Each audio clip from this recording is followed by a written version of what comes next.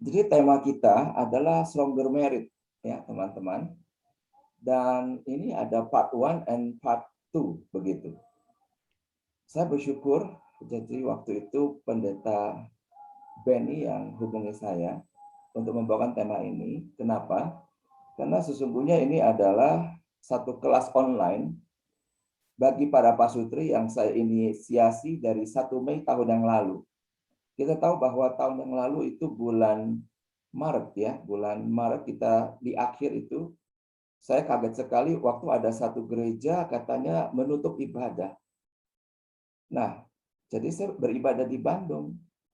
Nah, gereja di Bandung berkata, minggu depan kita akan tutup selama 2 minggu, kan begitu.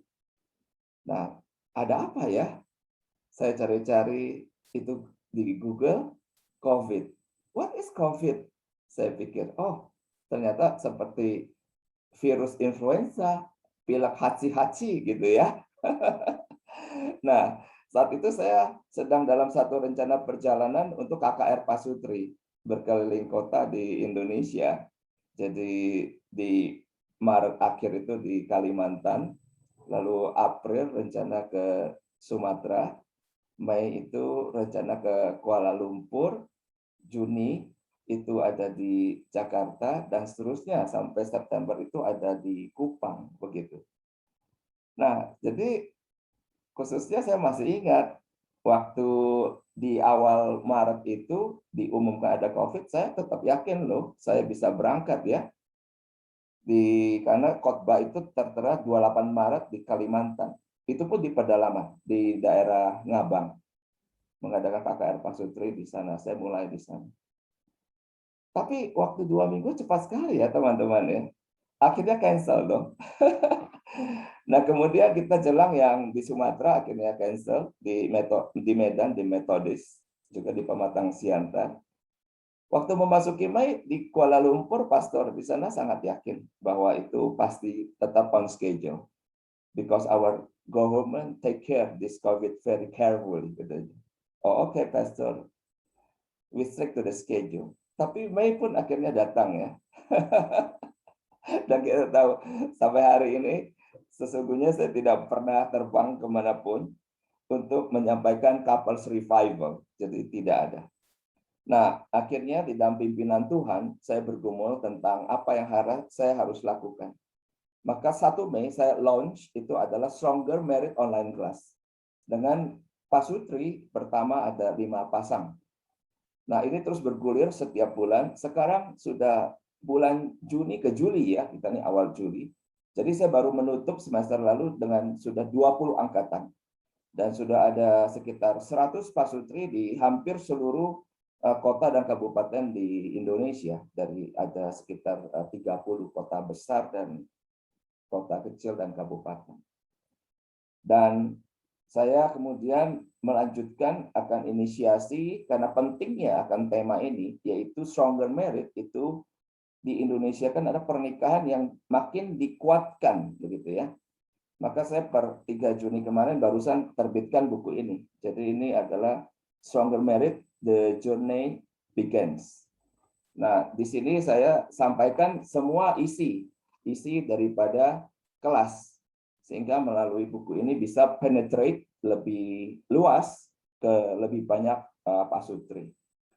Jadi kalau nanti dari Bapak Ibu mau pesan juga boleh ya. Silahkan nanti saya kasih harga khusus buat GKI Finansial. Oke. Nah, lalu apa yang menjadi pergumulan daripada Stronger Marriage? Nah, saya di sini mencatat ada beberapa hal yang menjadi masalah ya daripada para pasutri masa kini. Ada 1, 2, 3, 4, 5. Oke, saya sampaikan apa yang menjadi masalahnya.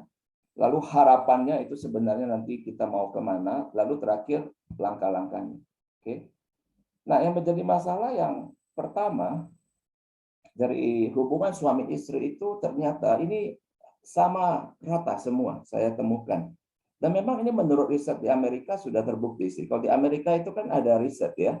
Kalau di Indonesia itu agak kurang sih kalau kita bilang sebut riset atau apa gitu. Nah, tetapi waktu saya membaca akan riset di Amerika itu dikatakan bahwa number one penyebab daripada divorce, ya, penyebab daripada perceraian itu adalah poor communication. Jadi komunikasi yang sangat buruk. Nah, kalau masuk ke kelas Stronger Married itu selalu saya interview. Oke. Kenapa saya interview? Karena saya sesungguhnya ingin ada satu semangat mengembalakan satu demi satu. Makanya satu angkatan hanya ada 5 pasutri saja.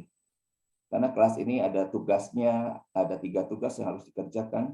Dan kelas ini bukan hanya transfer knowledge, tetapi ingin membangun suatu struktur kehidupan yang baru, di mana Roh Kudus lebih bisa berkarya ketimbang struktur kehidupan yang lama.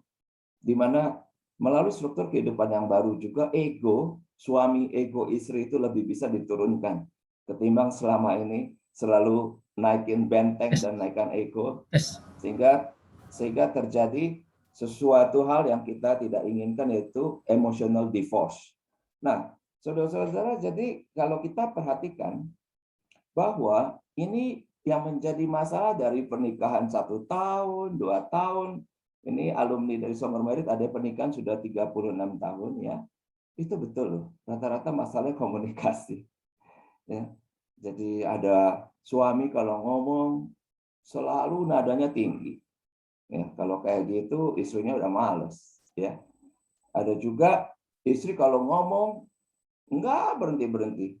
Suami baru pulang, dia udah nyerocos, tidak melihat waktu dan tempat, ya kan? Ada juga yang ternyata suami itu kalau bicara selalu meremehkan istrinya. Artinya bagi istrinya itu masalah sangat besar. Tapi kalau bagi suaminya itu bukan masalah. Kenapa kamu besar-besarkan masalah? Nah, tapi jadi tidak pernah ketemu. Ya. Dan akhirnya terjadi suami istri jadi males berbicara satu dengan yang lain. Dan asik dengan dirinya masing-masing. Karena suami bisa menenggelamkan diri dalam berbagai kesibukan, ya. Kesibukan bekerja, hobi, kesibukan pelayanan. Sementara istri menenggelamkan dirinya kepada membesarkan anak. Nah, ini yang seringkali juga akhirnya terjadilah jurang pemisah yang tak terhindarkan, ya, pelan-pelan sekali. Nah, ini pertama. Yang kedua adalah saya menemukan di dalam pernikahan yang sudah di atas 15 tahun, 20 tahun, maka mereka sudah punya anak, dan anak itu sudah memasuki pra-remaja atau pemuda, ya. Nah, ini patut dicatat bahwa cukup banyak ayah yang akhirnya hubungannya sangat buruk dengan anak. Ini terjadi sesuatu di masa remaja saat anak-anak itu mulai untuk mengeksplorasi akan kebenaran di luar rumah. Berarti dia sudah punya peer group, ya, dan pikirannya sudah ditentukan ataupun dipengaruhi oleh medsos. Nah, lalu terjadi argumentasi antara orang tua dan anak. Dan orang tua ternyata sangat sering berkata pokoknya begitu. Pokoknya begini. Papa tidak mau dengar, pokoknya begini. Nah, sehingga kurang melatih kemampuan di dalam berdialog dengan anak. Sementara anak sebenarnya hanya mencari kebenaran. Nah, kalau akhirnya anak menemukan dari sang ayah yang kekeh, tapi tidak cakap berdialog, atau itu bisa terjadi karena sang ayah juga sibuk, ya. Khususnya di masa pandemik seperti ini, pasti perekonomian menjadi sesuatu yang menghabiskan pikiran dari sang ayah. Karena harus menghidupi satu keluarga. Maka hubungan dengan anak itu akhirnya clash juga di dalam komunikasi. Sering konflik. Dan anak akhirnya menemukan bahwa sang ayah itu bukan pribadi yang menyenangkan bagi dia. Untuk dia bisa mencari akan kebenaran. Karena sering dihakimi, sering hanya cuma diberi nasihat, tapi nasihatnya juga nggak tepat. Nanti kalau dia cerita sama teman-teman, dia bercerita, lu tahu nggak, bapak gue ngomong begini, lu aneh ya? Iya, aneh, bapak gue juga. Nah gitu, jadi saling menceritakan, ya, tentang orang tua. Nah, ini kami temukan, ya. Nah, kemudian berikutnya adalah masalah yang sangat klasik, yaitu ternyata pasutri ini, ya, suami dan istri sama-sama susah baca Alkitab, ya. Jadi baca Alkitab sekali, tidak bacanya berhari-hari, begitu. Atau setelah bacanya direnteng gitu, sekian pasal. Nah, itu tentu saat kita berbicara membaca Alkitab, kita bergumul tentang genuine spirituality, di mana itu seek Him, mencari Tuhan. Hati kita longing for the presence of God, for the presence of the Lord. di mana kehadiran Tuhan pasti memberikan kita suatu perubahan. Bedakan dengan religiosity. Kalau religiosity itu hanya tindakan keagamaan, berdoa, ya, kemudian berpuasa, oke, mungkin ada membaca kitab suci, ada memberikan persembahan, tetapi semua itu tidak mengubah akan karakter, tidak mengubah akan kerohanian, tidak mengubah seseorang makin menjadi lebih baik, tetapi tetap tenggelam di dalam dosa. Nah, saudara-saudara, di titik ini pastinya kemudian melalui kelas Longer Marriage saya mengarahkan sesuatu. Nah, nanti saya coba akan ceritakan. Nah, yang berikutnya juga menjadi masalah adalah tidak ada family altar. Ya, family altar itu adalah sebenarnya identitas yang sangat penting daripada orang Kristen. Dari mana kita bisa diketahui bahwa kita ini orang Kristen? Itu jikalau firman Tuhan itu kita izinkan masuk ke dalam relung keluarga kita. Jadi di keluarga kita, di meja makan, kita bisa bicara tentang firman Tuhan. Itulah yang dikatakan, apa yang engkau perhatikan pada hari ini haruslah engkau berulang-ulang mengajarkannya kepada anak-anakmu. Ya, pada saat engkau sedang berjalan, berbaring, apapun. Nah, itu ada ruang yang kita sebut informal. Saat kita nyetir, anak bertanya tentang Tuhan atau rohani atau apapun, kita siap untuk menjawab. Nah, tetapi juga ada suatu ruang formal yang kita harus buat. Yaitu misalnya kayak sekarang anak-anak saya sudah remaja dan satu sudah kuliah, sudah pemuda. Maka kami family altar itu 1 minggu sekali. Dan dengan adanya ibadah online, maka dulu saya di ruang ibadah utama, ya, anak-anak di ruang masing-masing di ruang remaja. Sehingga saya tidak tahu tingkah laku rohani mereka seperti apa. Nah, begitu online, saya kaget sekali melihat anak-anak saya sendiri. Jadi tidak peduli kepada firman. Nah, tetapi 1 tahun ini berjalan makin baik. Yaitu saya mengajarkan bahwa mendengarkan firman Tuhan harus adakan self-reflection. Karena jikalau tidak self-reflection, maka firman itu hilang begitu saja. Nah, sekarang setelah ibadah selesai, kami tidak langsung bubar. Kita di meja makan, 1 khotbah, oke. Dan kemudian kita saling self-reflection. Yaitu coba meresponi akan apa yang kita baru dengar tadi. Nah, masalah yang berikutnya juga adalah cukup banyak loh. Ya, ini enggak suami, enggak istri. Yaitu jatuh ke dalam pornografi.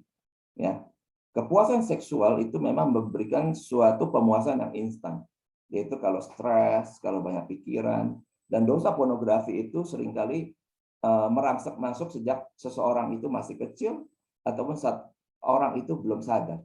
Tapi pornografi itu sudah masuk. Nah, sehingga ini yang jangan kita berpikir setelah menikah maka dosa pornografi menjadi selesai. Tidak. Karena dalam pernikahan ada begitu banyak tantangan. Tadi saya katakan dalam bekunya hubungan suami istri, mereka tidak bicara atau bicara apa adanya, maka itu menjadi potensi yang sangat besar bagi suami untuk jatuh lagi ke dalam dosa pornografi. Karena sifat biological daripada tubuh seorang pria yang memang setiap harinya menciptakan sperma yang itu tidak pernah berhenti. Kalau wanita itu ada menopause, ya, ada berhenti, stop dalam memproduksi sel telur, mungkin sekitar usia 50, tapi kalau pria itu tidak ada. Sampai dia hari terakhir dia hidup, itu terus memproduksi. Nah, ini menjadi satu masalah. Di mana saya juga tahu, melalui saya mengadakan Zoom counseling, ya. Jadi melayani akan para pasutri bergumul. Seorang istri berkata, ini suami istri sudah 60 tahun lebih. Jadi sang istri ini berkata suaminya ya tentu pasti sudah ada kakek dong. Tapi tiap hari kerjanya nonton pornografi. Dan kemudian memaksa istrinya untuk berhubungan. Tentu ini hal ini sangat tidak menyenangkan. Dan ini Kristen. Ya, yang saya sebut adalah orang-orang Kristen. Nah, lalu kalau kita bicara sekarang itu berbagai masalah, ya, masalahnya banyak sekali. Lalu harapannya apa? Harapan ada 2 bagian firman Tuhan yang saya ingin coba sharingkan kepada Bapak Ibu. Yang pertama adalah mari kita lihat dari kitab Kejadian pasal yang kedua ayat yang 24, ya. Ini yang pertama. Kejadian 2 ayat 24 saya bacakan, sebab itu seorang laki-laki akan meninggalkan ayahnya dan ibunya dan bersatu dengan istrinya sehingga keduanya menjadi satu daging. Oke, nanti kita balik ke sini lagi ya, Bapak Ibu. Satu lagi itu dari Pengkhotbah 9 ayat yang ke-9. Saya akan membacakan Pengkhotbah 9 ayat yang ke-9. Nah, Pengkhotbah 9 ayat 9 saya baca di sini. Nikmatilah hidup dengan istri yang kau kasihi seumur hidupmu yang sia-sia, yang dikaruniakan Tuhan kepadamu di bawah matahari. Karena itulah bahagianmu dalam hidup dan dalam usaha yang kau lakukan dengan jerih payah di bawah matahari. Oke, secara singkat harapan itu adalah saat seseorang menikah, ya saat kita mengingat sekian tahun lalu kita itu menikah ya. Apa sih harapan kita? Kalau saya jelas saya mencintai akan istri saya Liana. Sehingga dalam bayangan saya ingin bersatu bersama dia sepanjang saya masih ada umur. Menjadi tua bersama, ya bercengkrama, memadu cinta kasih, ngobrol, kongko, ya punya anak yang lucu-lucu, ya seperti itulah sederhananya ya dari sisi manusia. Tidak memikirkan sesuatu hal yang rohani atau apa, tetapi ada suatu longing, kerinduan untuk berdua, untuk bersama. Dan itu selaras dengan kehendak Tuhan, karena Tuhan berkata tidak baik kalau manusia itu seorang diri saja, sangat tidak baik. Dan yang baik itu adalah jikalau kita bisa berdua, dan kemudian berdua itu ada mandat budaya, yaitu beranak cucu, karena untuk beranak cucu tidak bisa sendirian. Dan kemudian adalah dalam mandat budaya itu membesarkan anak-anak yang takut akan Tuhan, dan melesat seperti panah, supaya anak-anak ini menjadi anak-anak Allah yang dominion this world, yang akan menguasai akan bumi ini. Nah, berbicara penguasaan akan bumi itu berarti berbicara tentang fungsi dan peranan daripada anak-anak kita. Atau mudahnya hari ini kepada kita saja. Kita harus jelas fungsinya apa di dunia. Karena kalau tidak jelas fungsinya, orang-orang yang menjadi kriminal, menjadi penjahat itu karena mereka tidak mengerti fungsinya apa. Sementara butuh hidup, butuh makan, maka mereka menjadi penjahat. Nah, tetapi kita anak-anak Tuhan harus mengerti, what is my role? Ya, peranan saya itu apa? Kalau saya jelas, saya seorang hamba Tuhan. Maka pekerjaannya seperti ini. Saya men-sharingkan firman Tuhan, saya memotivasi orang-orang supaya makin mencintai Tuhan. Saya juga the watchers of the soul. Saya adalah pengawas jiwa. Artinya saya harus bisa membaca apakah seseorang ini in Christ atau out of Christ. Seorang ini sedang dekat atau jauh daripada Tuhan. Dan itu semua kan saya belajar di sekolah teologi. Dan melalui pengalaman pelayanan itu makin diperlengkapi. Dan tujuannya apa? Supaya membawa orang kembali kepada Tuhan, bertumbuh, dan bukan hanya bertumbuh tetapi berbuah. Nah, saudara-saudara, jadi artinya kalau kita hari ini berbicara tentang membesarkan anak-anak, itu butuh apa? Butuh ayah dan ibu itu bersatu. Oke? Nah, kalau kita bicara harmonis, ya harmonis, rumah tangga bahagia, oke? Rumah tangga yang Tuhan berkenan, itu apa? Itu adalah suami istri yang bersatu. Nah, makanya di titik inilah iblis secara kuat, secara completely ya, berperang untuk menghancurkan setiap anak-anak Tuhan. Pertama, yang dihancurkan adalah intimacy with God. Suami hubungannya dengan Tuhan itu dihancurkan melalui pornografi. Lalu suami istri ini dihancurkan hubungannya melalui apa? Melalui berbagai masalah yang hadir dan mereka tidak kompak. Ya. Jadi di dalam keluarga kalau ada dua divisi, ya. Dua divisi itu terjadinya gimana? Ya suami urusan cari uang, ya. Istri urusan besarkan anak, itu sudah dua divisi. Ya, saya memberitahu kepada para pasutri suami bermerit itu tidak boleh. Betul, suami itu mencari uang.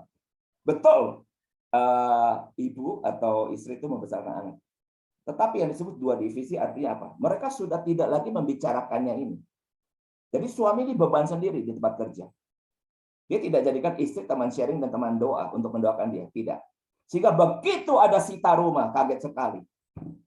Begitu mobil hilang, kaget sekali istri satu keluarga. Kenapa ini? Ya saya ditipu dan seterusnya. Nah itu tidak boleh. Itu dua divisi. Dan terjadi istri membesarkan anak sendirian. Semua anak itu dihandle oleh dia. Dan suami tidak mau tahu. Ya, pokoknya saya udah kasih uang, apa semua, yuk bereskan. Pak, ini tahun depan anak kita naik SMP di mana? Ya kau pilih saja. Ya, pokoknya yang terbaik saja. Tapi sekolah pun dia tidak mau lihat itu sekolah yang mana. Nah, itu dua divisi. Seharusnya adalah bersatu. Itu apa? Saya berharap setiap kita masih ada kebersatuan ini, yaitu secara rohani. Masih ada tidak suami istri itu berdoa bersepakat? Karena jikalau dua orang bersepakat meminta kepada Bapa di surga dalam namaku, maka Bapa di surga itu akan mengabulkannya dalam nama Tuhan Yesus Kristus.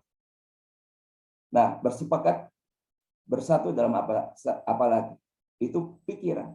Ya, jangan suami pikiran kemana, istri kemana. Tidak. Harus disatukan. Melalui apa?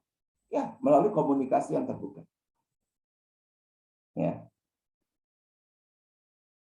Oh, ada yang mau tanya, silakan diketik saja. Nanti saya jawab ya. Pas selesai ini sudah saya sampaikan, sudah selesai. Silakan Pak.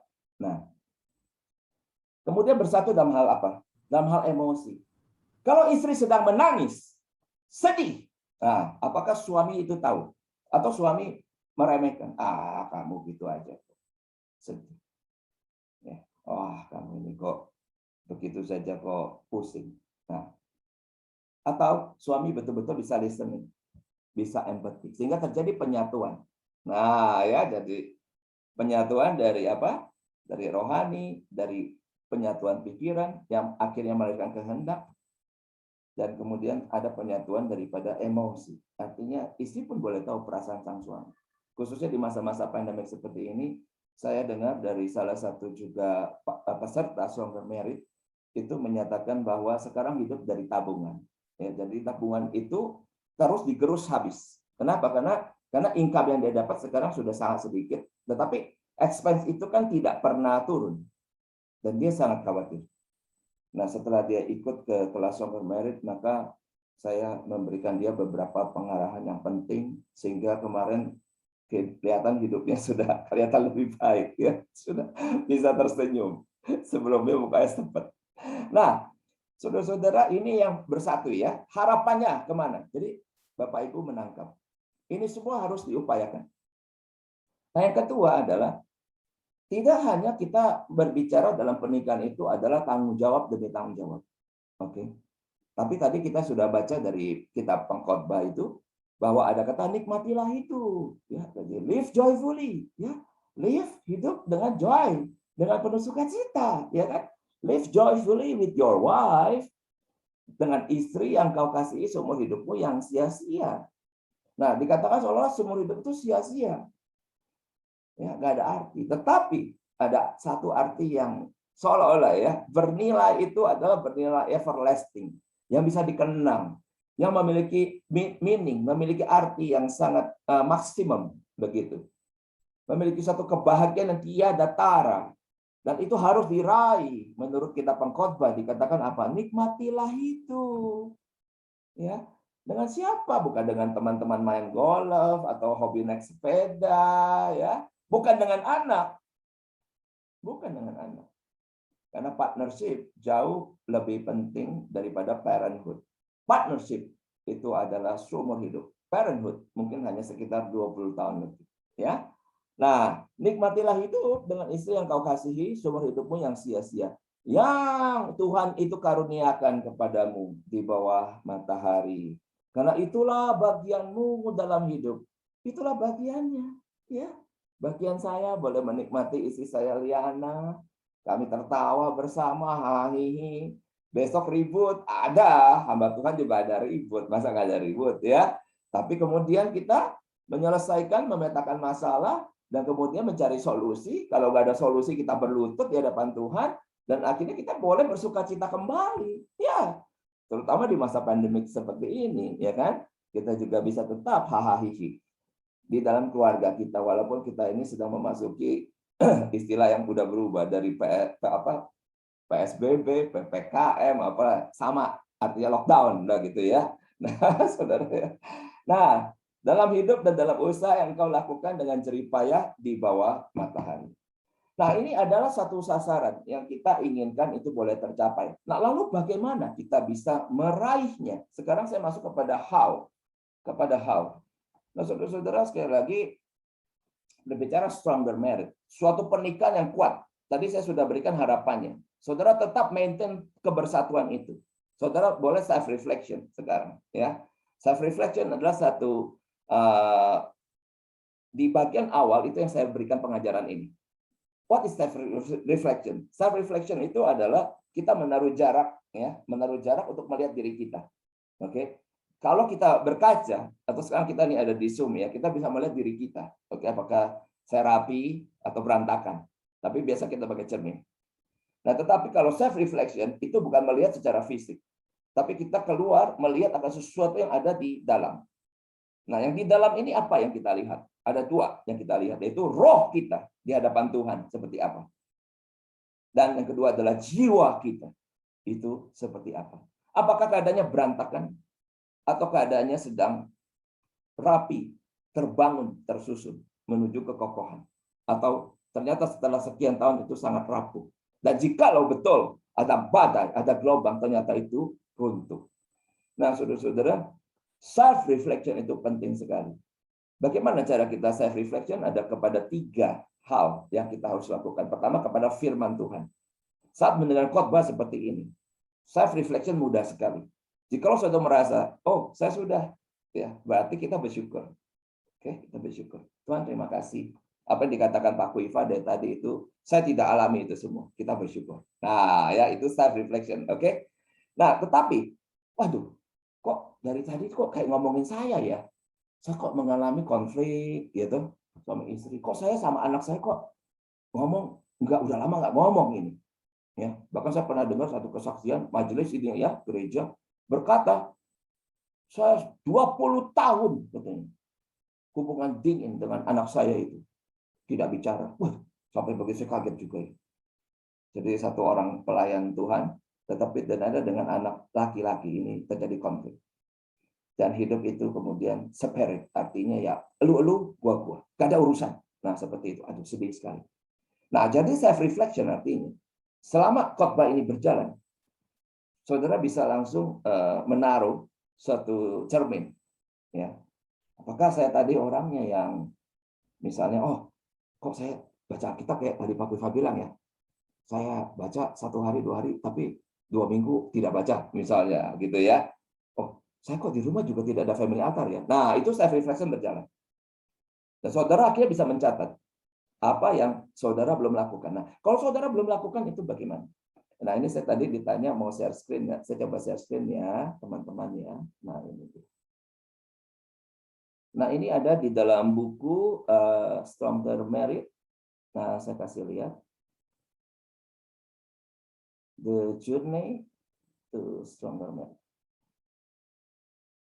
You are screen sharing.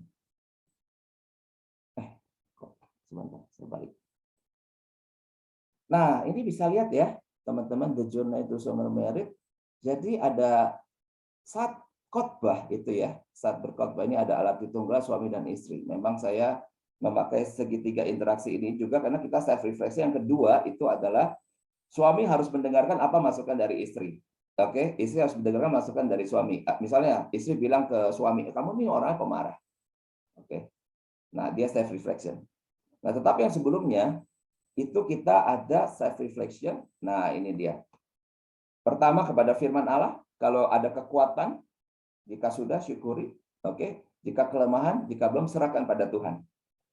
Nah, self reflection kedua ada perkataan pasangan. Karena pasangan itulah yang Tuhan tempatkan di sisi kita untuk membentuk kita ya makin bertumbuh di dalam Kristus. Nah, sehingga perkataan pasangan tidak boleh diabaikan. Ya, begitu ya teman-teman ya. Kita harus hormati. Ya, misalnya istri saya pernah berkata, kamu tuh kalau ngomong sembarangan." Masa saya pengkhotbah ngomong sembarangan? Saya marah sekali ya. Tapi bisa jadi dia benar gitu. Nah, tapi itu saya renungkan, saya self reflection. Oh ya bisa jadi. Saya kadang-kadang suka kalau ngomong tidak memperhatikan perasaannya, bisa. Dan dia tersinggung, bisa. Nah, kemudian perkataan anak-anak di sini. Anak-anak berkata apa? Itu juga papa. Bagaimana papa? Papa orangnya gampang marah. Papa orangnya nonton film melulu. Papa orangnya main handphone melulu. Papa cuek sama mama. Nah, ini anak-anak ini ngomong polos ini. Ya. Nah, atau ada kekuatan ya. Pasangan juga bisa berkata, "Aduh, kamu ini orangnya smart, kerja keras, bertanggung jawab." Ya sudah, syukuri ya toh. Kalau belum, serahkan kepada Tuhan. Nah, kita coba balik ke sini. Nah, self reflection ini artinya kita tahu akan kelemahan kita. Nah, kita tahu kelemahan kita, oke. Dan kemudian kita akan membawa ke self awareness. Kita sadar, oh saya ini ada kelemahan, tetapi saya juga punya Tuhan yang ingin terlibat di dalam membangun diri saya lebih baik lagi. Sehingga dia akan menghancurkan seluruh kelemahan itu. Nah, tetapi begitu kita tahu apa kelemahan kita, misalnya, oh saya ini orangnya pemarah. Kenapa begitu ya? Melalui firman Tuhan saya tahu memang. Saya suka marah, istri juga bilang gitu, anak juga bilang. Maka hati-hati, ini iblis bisa menyerang luar biasa. Langsung menghancurkan kita ya. Maka kita di sini harus ada shield of worship. Ada shield of worship. Nah, self reflection kelemahan itu kita memohon belas kasihan Tuhan dalam nama Tuhan Yesus berdoa menghancurkan dosa dan kelemahan. Nah, saudara-saudara, ini saya ajarkan dalam kelas Sumber Merit dan sekarang saya coba sharingkan kepada saudara bahwa doa bukan suatu doa liturgi. Ya Tuhan, saya berdosa, saya di sini berdosa. Bukan begitu saja sih. Lalu saya minta ampun ya Tuhan atas dosa-dosa saya. Tidak. Saudara, kita harus melatih secara spesifik memetakan apa kalau disebut berdosa, apa dosa itu? Banyak ya. Ada iri, bisa. Ada suka khawatir, bisa. Ada suka marah, bisa. Ada kalau ngomong kasar, bisa. Ada begitu rakus, ya artinya kalau melihat uang di mana, wah udah langsung sambat aja, itu bisa. Ya kalau saya ngomong mungkin ini orang-orang Kristen tuh, saudara. Jadi bukan orang tidak beragama ya. Tetapi memang itu semua ada backgroundnya. Kenapa seperti itu? Nah setelah itu kita nantikan Tuhan, ya. Nah ada menang, ada kemenangan, ada new action, ada new habit, dan terakhir ada new character. Jadi ini ada beberapa bagian. Nah lalu ini adalah intimacy with God. Oke. Nah, lalu ada cara berkomunikasi suami istri. Lalu ada wonderful sex in marriage. Dan terakhir ada bagaimana kita membangun akan family altar yang dimulai dari pembangunan suatu family system. Nah, saudara-saudara, artinya kalau kita bicara how, ya, bagaimana yang tadi yang saudara melihat bagian itu semua. Pastinya kalau kita betul-betul rendah hati dan ada curiosity, kita bisa melalui buku itu kita membaca. Tetapi kita juga mengerti bahwa tidak semuanya akhirnya kita bisa pahami secara sendirian. Makanya Tuhan membangun akan struktur dari bagaimana dia menjaga akan dombanya. Yaitu ada 5 struktur. Nabi, Rasul, Gembala, Penginjil, Pengajar. Ya, Nabi dan Rasul ini sudah tidak ada.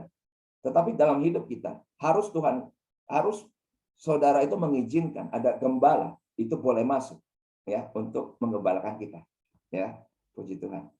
Juga ada penginjil, ini memang untuk memperluas akan kerajaan Tuhan.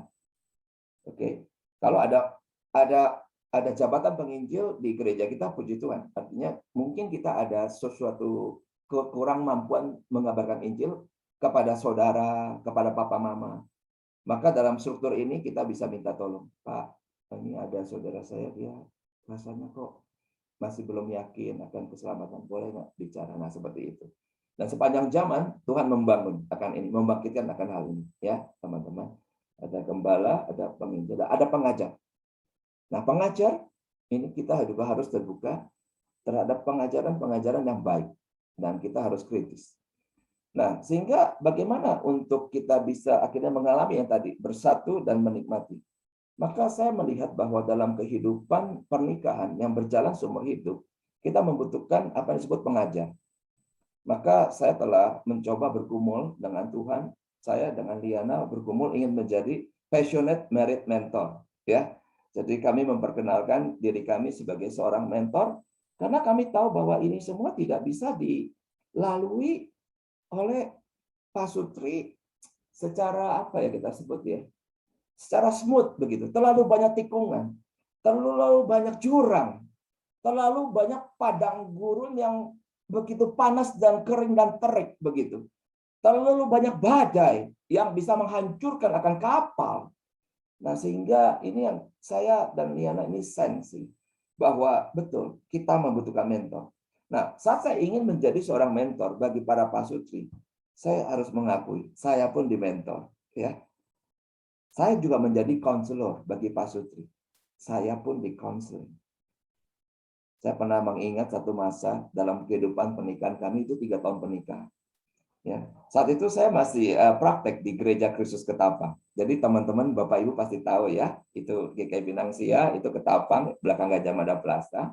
Saya saat itu baru praktek di situ.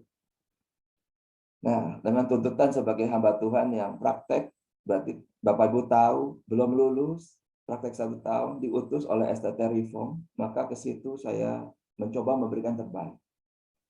Ada khotbah, aduh bikin khotbah susah sekali zaman itu ya. Bisa berhari-hari nggak tahu mau ngomong apa gitu, stres banget kalau mau khotbah itu ya.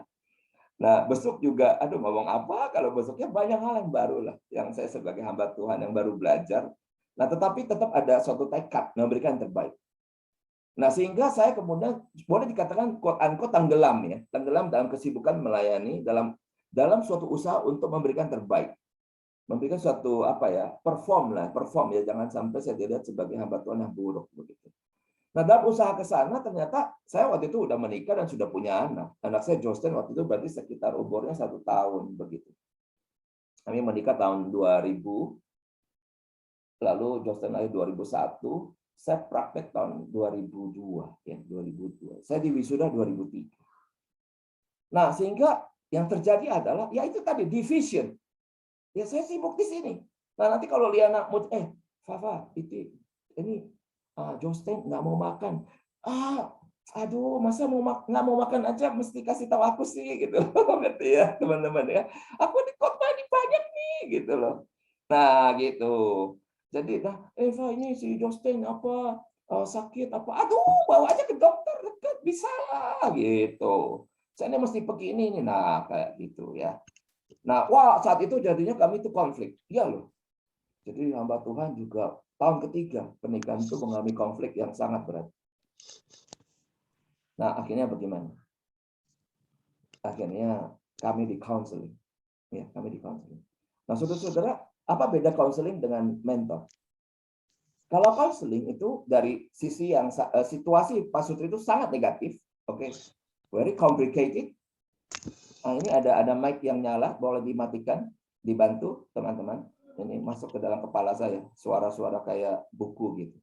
Silakan dimatikan. Mengganggu saya enggak. Nah, masih ada ini barusan.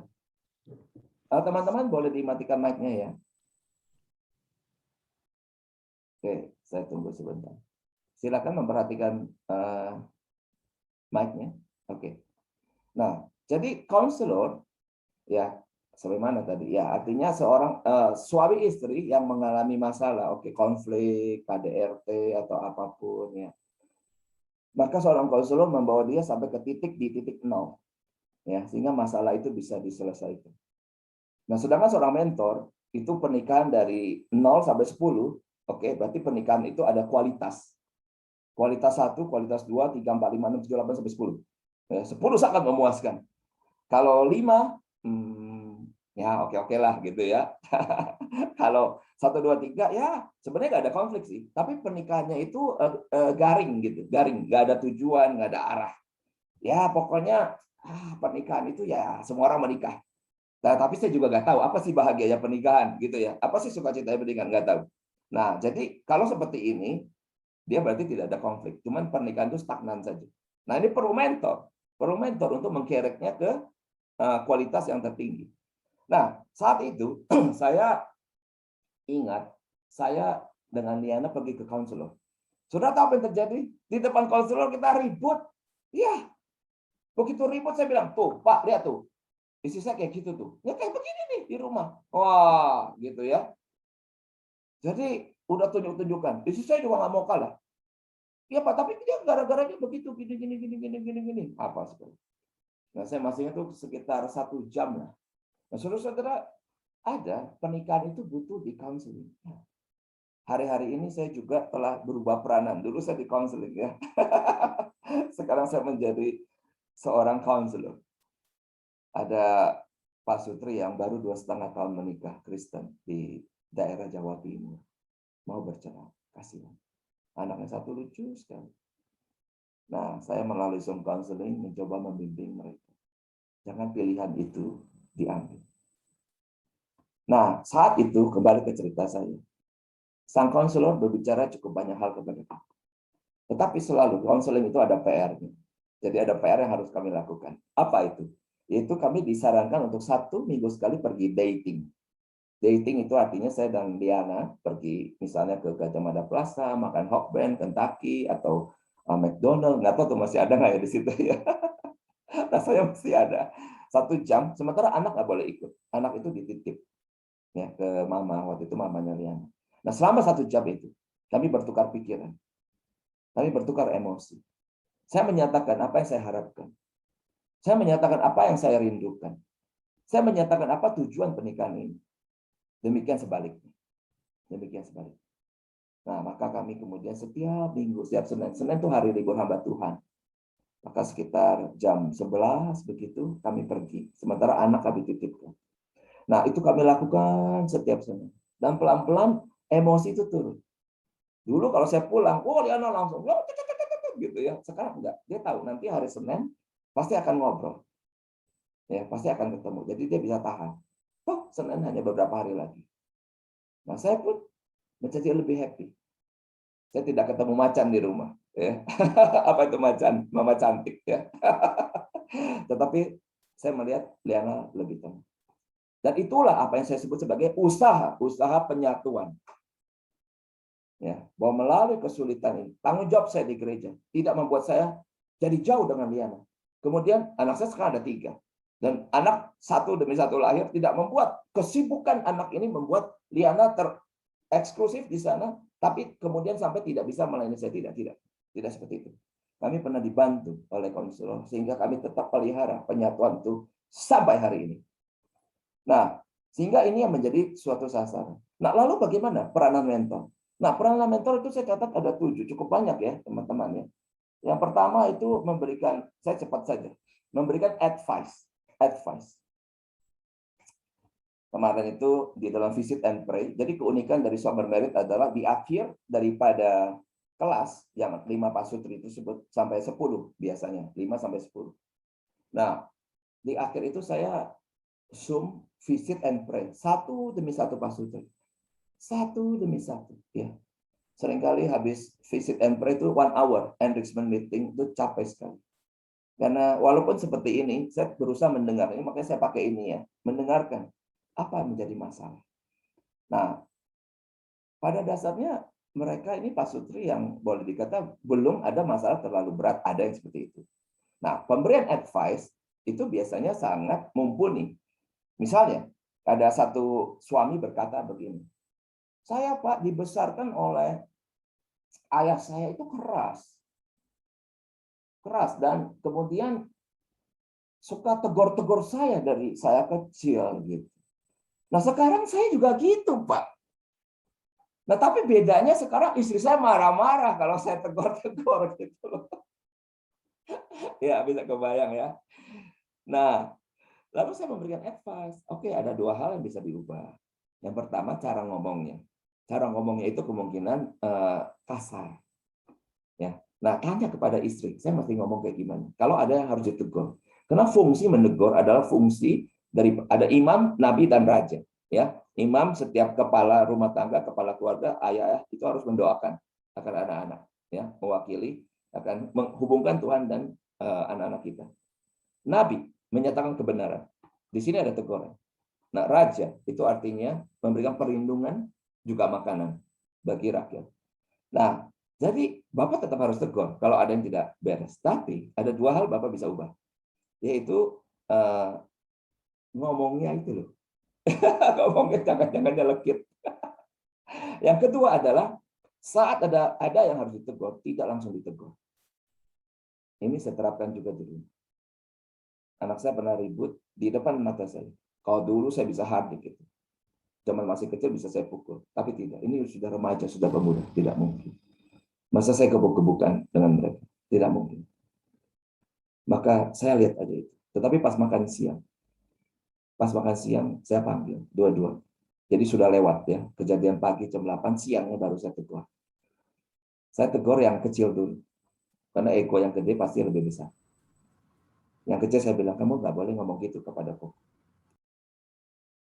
Ya, tapi Koko gini-gini. Tetap tidak boleh. Kamu tetap bisa ngomong, Kok, jangan begitu. Jojo gini-gini, dengan ada yang tenang saja, jangan seperti tadi pagi. Papa tidak mau ya, oke. Nah lalu saya bilang ke yang sulung, J, Papa tidak mau juga melihat kamu gitu kasar tadi pagi kepada Dede, jangan diulang. Ya, tapi kalau dia kayak gitu, saya akan tetap begini. Wah, seperti begitu. Hanya bisa. Ya, Papa mungkin dulu juga seperti itu. Tapi Papa juga udah banyak berubah sekarang. Papa nggak mau. Jangan. Oke.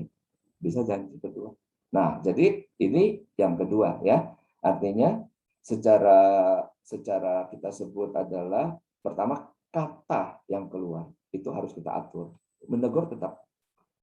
Tapi waktunya tidak seketika, tidak sontak saat itu juga. Bisa juga di family altar kita tegur. Nah, makanya kita harus mencatat apa yang terjadi dalam rumah tangga kita. Nah, itu memberikan advice. Kemudian kita memberikan apa? Kita juga bisa memberikan akan arah, ya, direction. Saudara-saudara, banyak sekali pernikahan yang sudah 10 tahun ke atas itu kayak nggak tahu mau ngapain lagi.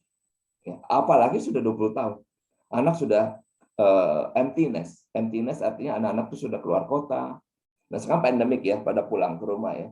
Tapi secara umum, anak-anak itu juga sudah keluar kota, tinggal di luar kota, sudah mulai bekerja. Maka apa sih tujuan pernikahan? Nah, saudara-saudara, saya ingin mengingatkan, what is God's purpose in marriage? Apa tujuan dan rencana kekal Allah dalam pernikahan? Apa, Bapak Ibu? Bukan hanya beranak cucu, bertambah banyak, menguasai bumi. Itu mandat budaya. Tapi ada satu God's purpose in marriage, ya, rencana kekal Allah dalam pernikahan bagi kita semua. Itu adalah supaya pernikahan kita ini boleh menjadi God's partner, menjadi rekan sekerja Allah untuk memberkati banyak orang. Ya, dan itu tidak bicara tunggal, suami saja atau istri saja, tetapi suami istri yang bersatu, yang menikmati pernikahan, Tuhan pakai untuk menjadi rekan sekerja Allah, menjadi berkat bagi bangsa-bangsa. Itu sudah dibuktikan oleh satu pasutri di Perjanjian Baru. Itu adalah Aquila dan Priscilla. Dia menjadi rekan sekerja dari Paulus. Sejak baru bertemu, sama-sama tukang tenda. Sampai surat Paulus yang terakhir, Timotius, nama pasutri Aquila Priscilla itu ada di sana. Itu menandakan suami istri ini sangat setia. Nah, saudara-saudara, waktu saya rasanya sudah habis, ya, dan kita masih ada sih. Nanti, kalau saya tidak salah 2 minggu lagi, 17. Nah, di situ nanti saya akan masuk lebih dalam, membicarakan apa sih, bagaimana intimacy with God. Ya, intimacy with God ini penting sekali, khususnya di masa pandemi seperti ini. Saya ingin suami membangun intimacy with God, demikian juga istri. Dan akhirnya kita bisa expand, anak-anak kita itu juga bisa mengalami intimacy with God.